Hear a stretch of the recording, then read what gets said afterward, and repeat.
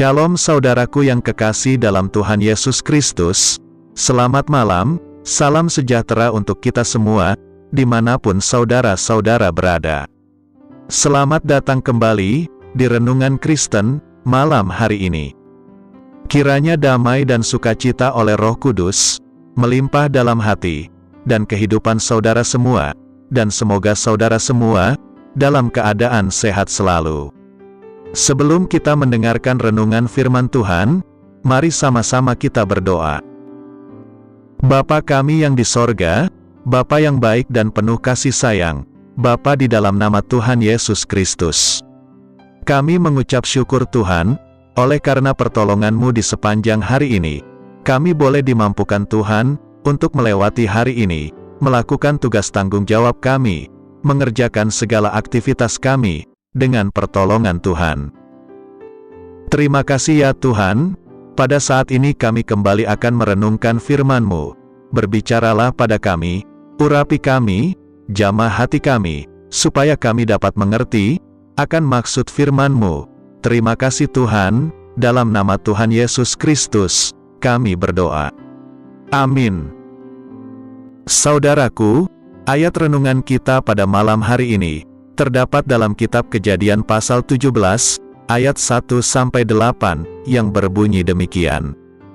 Ketika Abram berumur 99 tahun, maka Tuhan menampakkan diri kepada Abram, dan berfirman kepadanya, "Akulah Allah yang Maha Kuasa, hiduplah di hadapanku dengan tidak bercela.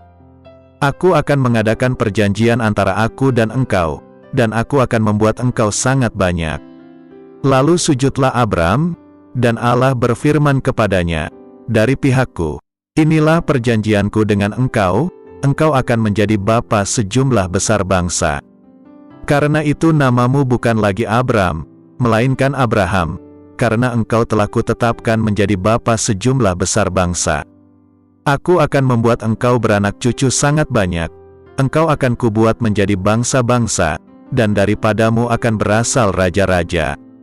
Aku akan mengadakan perjanjian antara aku dan engkau, serta keturunanmu turun-temurun, menjadi perjanjian yang kekal, supaya aku menjadi Allahmu dan Allah keturunanmu.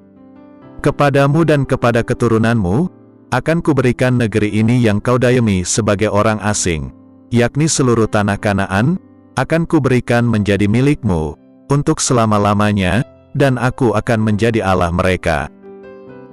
Saudaraku, ada cerita tentang seorang bapak yang berprofesi sebagai seorang petani, sedang bekerja di ladang yang dia miliki. Sudah 2 bulan lebih, hujan tak kunjung turun membasahi ladangnya. Namun petani ini tetap mengerjakan tanah, dan menabur benih jagung yang ia sudah siapkan. Petani ini percaya bahwa suatu saat, hujan pasti akan turun ke bumi. Beberapa hari berikutnya, hujan pun turun, walau hanya sebentar saja, dan hujan berikutnya lebih deras lagi. Seorang Kristen sejati adalah dia yang hidup melalui iman. Seperti yang tertulis dalam kitab Roma pasal 1, ayat 17, yang berbunyi demikian.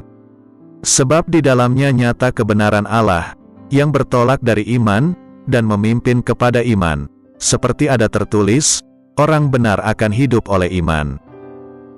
Kita bukanlah orang beriman, jika kita tidak memiliki harapan, dan percaya kepada Tuhan.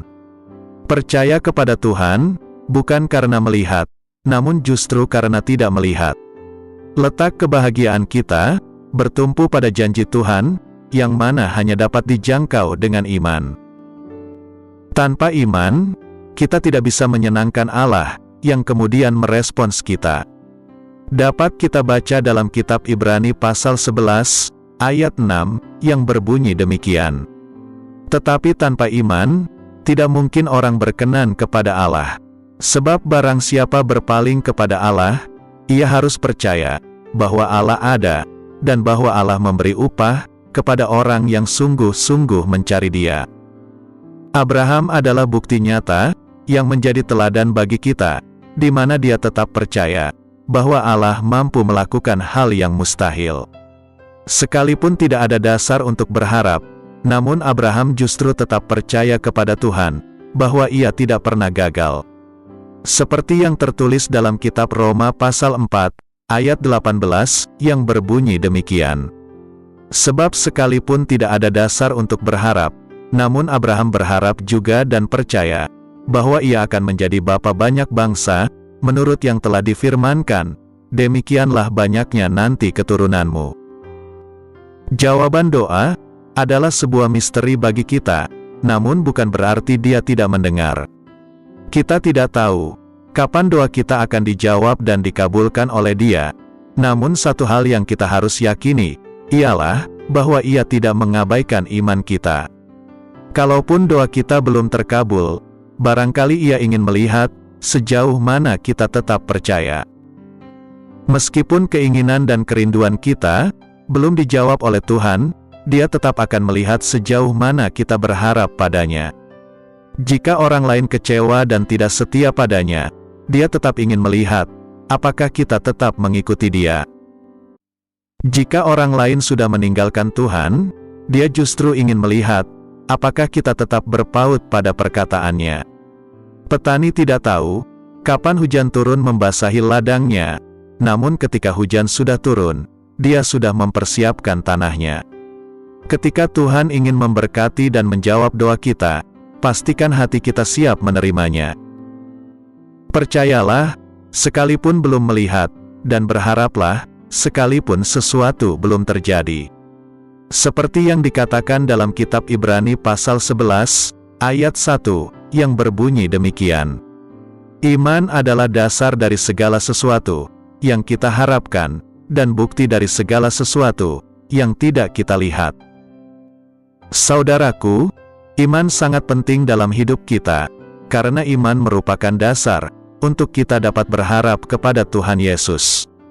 Iman didapatkan melalui pendengaran akan firman Tuhan, seperti yang tertulis dalam kitab Roma pasal 10, ayat 17, yang berbunyi demikian. Jadi, iman timbul dari pendengaran, dan pendengaran oleh firman Kristus. Saudaraku, bagaimana kita akan mendengar firman Tuhan, kalau kita tidak pernah beribadah? Bagaimana kita akan mendengar firman Tuhan, kalau kita tidak pernah membaca Alkitab setiap hari? Jadi, iman timbul dari pendengaran akan firman Tuhan. Sebab, hanya orang berimanlah yang bisa mengikuti Tuhan, dan hanya melalui imanlah karyanya akan dinyatakan di dalam kita. Berbahagialah orang yang mendengarkan dan yang melakukan firman Tuhan. Amin. Tuhan Yesus memberkati. Demikianlah renungan firman Tuhan pada malam hari ini. Semoga menjadi berkat bagi kita semua. Dan untuk menutup renungan pada malam ini, mari kita berdoa. Bapa kami yang di surga, Bapa dalam nama Tuhan Yesus Kristus, kami bersyukur atas pertolongan-Mu, penyertaan-Mu, juga atas berkat-Mu. Kami berbahagia dan bersyukur atas kebaikan Tuhan dalam hidup kami. Terima kasih buat penyertaan Tuhan di sepanjang hari yang telah kami lewati, hingga pada malam hari ini, kami boleh bersyukur lagi di hadapan Tuhan, melalui doa dan renungan pada malam hari ini. Terima kasih buat firman-Mu pada hari ini ya Tuhan. Kami mau selalu belajar dan terus belajar tentang firman-Mu. Firman-Mu yang menguatkan dan meneguhkan iman kami. Firman-Mu yang mengubahkan hidup kami. Kami mau melakukan firman-Mu ya Tuhan di sepanjang hidup kami, agar kami tetap kuat berjalan bersama dengan Engkau. Terima kasih ya Tuhan, buat kesempatan hidup yang masih Engkau berikan. Kami mau pakai untuk hormat dan kemuliaan nama-Mu.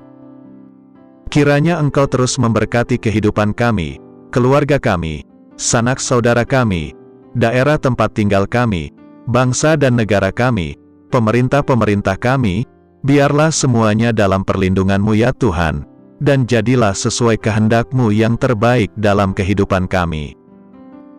Ya Tuhan, hamba berdoa buat saudara-saudaraku, yang sudah mendengarkan renungan hari ini, yang saat ini sedang mengalami sakit penyakit, pergumulan masalah, kebutuhan ekonomi, kiranya Engkau jamah, sembuhkan dan pulihkan, berkati perekonomian mereka, serta berikan jalan keluar, di setiap pergumulan masalah yang mereka sedang hadapi. Dan ajarlah kami ya Tuhan, untuk selalu berharap dan percaya sepenuhnya kepada Tuhan Yesus. Pada malam hari ini ya Tuhan, kami akan beristirahat dalam tidur kami. Kiranya Engkau sertai dan lindungi kami di sepanjang malam ini, sehingga kami boleh bangun besok pagi, dengan tubuh yang sehat, kuat, serta diberkati Tuhan. Terima kasih Tuhan, inilah yang menjadi doa dan permohonan kami. Dalam nama Tuhan Yesus, kami berdoa. Amin.